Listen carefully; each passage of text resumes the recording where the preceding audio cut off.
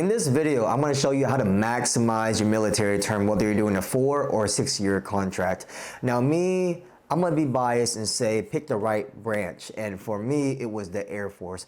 Just make sure whatever branch you go to has the jobs you're looking for, the resources, and keep in mind every job has a set list of bases that job can go to. For example, I was a firefighter, right?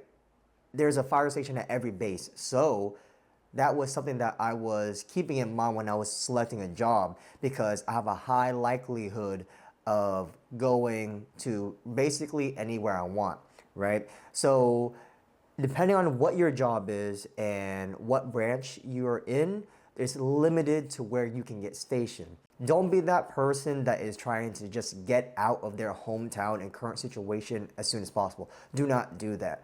What you want to do is, if you want to be a firefighter like I was, right? Guess what? Every month there's a list of jobs that come out. And it might not be ready, but if you really want a job that you can transfer into the civilian world or actually enjoy while you're doing it, you need to play the waiting game. A lot of people make this mistake and say, you know what, I need to get up out of here. So what they do is pick a job that is the next ship out date, which could be services, which is like culinary / housekeeping. If you want to do that, that's great. But if you don't want to do it, then doing that for 4 to 6 years is going to be a hellhole for you, right? When you take the ASVAB, you're going to have a results of different scores that you have. Go to each branch website and input those scores, and it'll tell you what you qualify for. Write down the top 5 choices that each branch has to offer you, and then go into their base location and see, okay, if I want to be a firefighter, a cop, I want to be a dental assistant, etc., then where do these jobs go? But the only station that you can go to is Missouri. And you might say, fuck that shit, I don't want to go to Missouri. So what do then? You might say, I don't want to be a firefighter. At least not enough to go to Missouri, right? So just keep that in mind. So now you're in the military. You go to boot camp, you finish training for your job, and now you're getting sent to your first base. Now, if you're watching this, you're probably a go-getter. You don't want to sit around, and you want to get ahead of the game. You're trying to get ahead of the other airmen or soldiers, and you want to climb the ranks. Perfect. What you want to do is get involved. You can't really climb the ranks if you just not do much. Like, you need to volunteer, you need to go to school, you need to join a council, you need to suggest ideas in the shop. You need to just put your face out there so the commander, your supervisors, they'll see you and they'll recognize your efforts that you're trying, compared to the other person that just got in and they just go to work, they go home. They don't do any of those things. Go to school, they don't volunteer, they don't do anything. So when it comes to early promotion, you're gonna get it because you're that overachiever. Now in the Air Force, there's the BTZ, which is below the zone, and everyone wants to get it, but it's kind of competitive. Like, let's just say there's 10 people that are trying to get early promotion.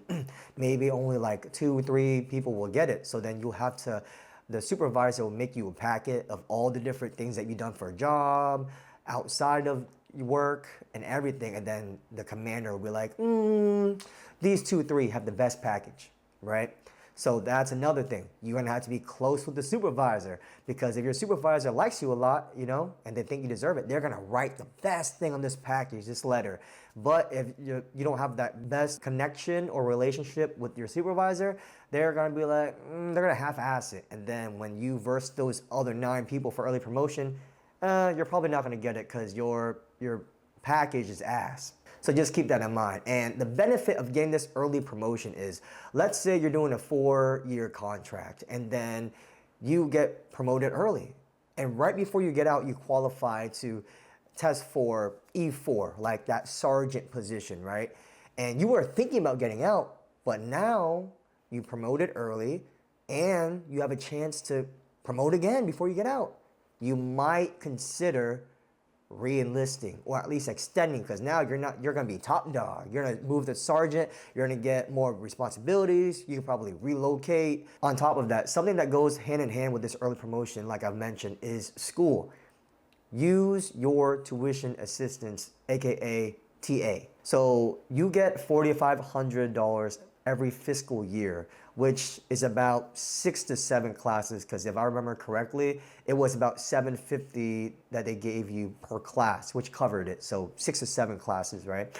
And for me, I got my associates while I was in. That's TA money. That's not GI Bill money, right? It's a separate benefit. So me getting my associate's degree while I did my 4-year contract, when I got out, which is now, and I'm using my GI Bill, guess what? I have 4 years worth of GI Bill, and now I only use 2 of it to get my bachelor's since I already have my associates from my tuition assistance when I was in.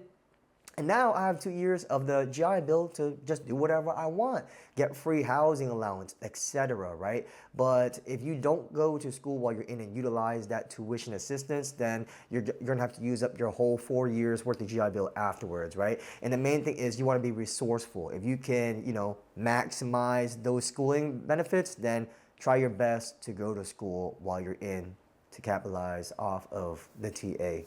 Now, you want to travel, I'm assuming. You don't want to just be at one base for your whole contract, which, by the way, is pretty likely, but you just have to play your cards right and just hope that you get lucky like I did.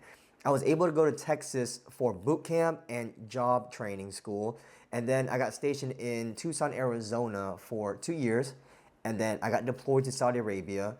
And then I went to Korea for a short tour for 1 year, and then ended up in Destin, Florida for my SkillBridge internship, which we're gonna talk about next. And how I was able to travel to so many places within a short 4-year time period is because there is a list that gets sent out every quarter. Depending on your job and the different locations that need your job and your rank, there's gonna be a list like, hey, firefighter, airman, there's going to be 5 places that are looking for you in the next 3 months. So you can apply if you want to go, for a chance to go.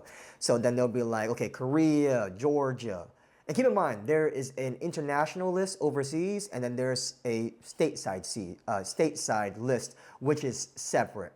And you can apply for both, and you can apply for a limited amount of attempts. So for example, when I first got to Tucson, Arizona for my first base, my supervisor picked me up, and the first thing I asked him was, how long am I supposed to be here for? How long do I stay here until I get sent somewhere else? He's like, bruh, this is my first base. I've been here for 5-6 years. I'm about to get out. Like, good luck getting out. I put in for that list every single quarter, and I'm still here. And I'm like, dang, that sucks, but I'm not gonna give up. I wanna keep doing it. I'm gonna keep doing it, right? So before you can qualify for that list, I believe you need to be in for at least like a year or maybe 2, right? But whenever that year or 2-year mark hit for me, I started putting in every quarter. In the first 2-3 quarters, I didn't get nothing, but it's all good. Now, I took a deployment to Saudi Arabia, and then I got an email saying, congratulations, you got accepted to go to Korea for a short tour. I was like, dang, let's go. That was my 3rd or 4th time. Like, I'm only 2 years in. I already got, my first base, a deployment. Now I get to go to Korea. But if I didn't put in for these lists and I let other people's experience discourage me, I wouldn't have been able to go to Korea. So just take my instance for example. It's really just playing your cards right and hoping and praying that you get lucky. Now there's a chance you might be at your base for the whole contract. Like my boy that I got stationed there with, we came in the same time. I did a 4-year contract, he did a 6-year contract. He's just now separating from the military, but he had to stay there for his whole 6 years. But at the same time, I don't know if he's been putting in or not, but I'm just saying, keep in mind that that's a very high likely chance you getting to stay wherever your first base is for that whole term, and you might not be able to go elsewhere or escape. So that's why it's so important for you to do your job research and make sure that wherever those jobs for whatever branch you're going to go to, you don't mind being stationed there, right? Or at least come up with a list, because you do get a base of preference. You don't know where you're going and getting stationed at until you're in job training school. So then the order is this. You go to take your ASVAB, you pick your job, you go to boot camp, you write the list down of the different bases you want to get stationed at, you go to job training school, and then Within the first 3 weeks or so, you should get an email telling you where you are going to get stationed at. Now it's approaching the end of your military term.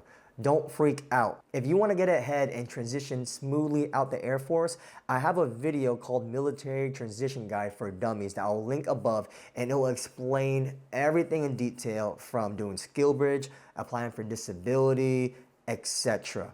But I'll talk a little bit about it now.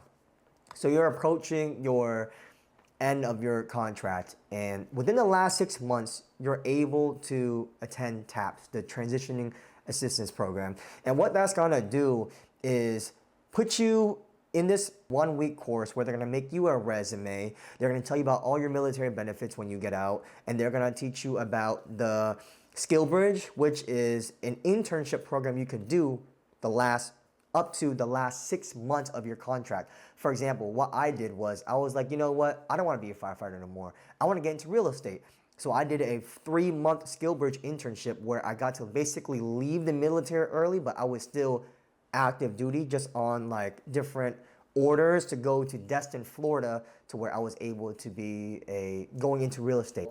I'll learn about that at the TAPS. Now, that's the thing. If you wait too late to attend TAPS, it's going to be a high chance that you're not going to get these internships because people are being proactive about it and they're applying for these things in advance. Also, if you got any injuries while you were in the military, I was able to file for disability. And the program that you do when you're in, if you're early enough, which is from 6 months to 3 months from separation, in that 3-month period, you're able to file your claims like, hey, got breathing problems / back problems. And then what they're going to do is schedule you an exam within that 3-month period. And by the time you get out, you're going to know what your rating is. Instead of doing what a lot of people do and not worrying about the VA stuff until after they get out. Now they get out of the military and then they realize, oh crap, I don't have any medical records. I never went to the doctor for anything because I was scared of this and that and blah, blah, blah. Now I have no medical evidence and now I'm filing these VA claims. I have no evidence. What am I going to do? So then a lot of veterans get effed over because of that. But with this new BDD program, you can do while you're within the last 6 months to 3 months of separation, which they'll teach you in Skill Bridge. So just be proactive. Now the last thing is this: connect, network, and that's inevitable. You definitely will do that. But now that it's been 2 years after I got out the military, it's cool to see how many different people that I still am friends with, right? And the best thing about it is I know everyone that's stationed everywhere because people move in PCS all the time. They're all over the US right now. And they're always like, oh, you should come visit, you should come visit. Guess what? I got a free place to stay. And that's just the power of networking, making friends. You know, that's what you want out of the military. Even if you want to just go to the military for school benefits. Well, you don't want to be bored as hell, you know? You want to have fun. And that's the thing about the military too, is that you're going to leave a lot of friends that you meet, and that's just part of it. You're going to not become cold, but it's going to be just something that's like, it is what it is, you know? Like for me, I became best friends with someone. And then a week later, they got orders. They done left. But guess what? We're still cool now, and if I want to go visit them, I still can. So recap, before you go into the military and after you take the ASVAB, make sure you pick the right branch. Make sure you have a list of jobs that you want to actually do and that you would enjoy / that's transferable when you get out. And look at the different bases and locations that you can go to with those jobs. Afterwards, you want to be proactive and go to school. You want to climb up the ladder and you want to volunteer for a chance to get an early promotion. And then if you do get an early promotion, then you can be able to maybe extend or possibly re-enlist if that's something that you want to do. What they say in the military is that you got to enjoy the suck, right? Because there's a lot of sucking in the military. It's crucial to have a good support system and mental health and people that you can trust and be friends with to have fun when it's not sucking. And be aware that you do have your plan. Hey, this sucks, but I'm gonna make the best of my military contract. I'm doing my 4 years, I'm getting out, but those 4 years are gonna be the best years of my life. You have to have that mentality. And you definitely can, because by you watching this video, you're going to get ahead. Thanks guys. If you found this helpful, please like, comment, and subscribe. Or maybe if you disagree with some things or have any additional suggestions, Comment below, and until next time, peace.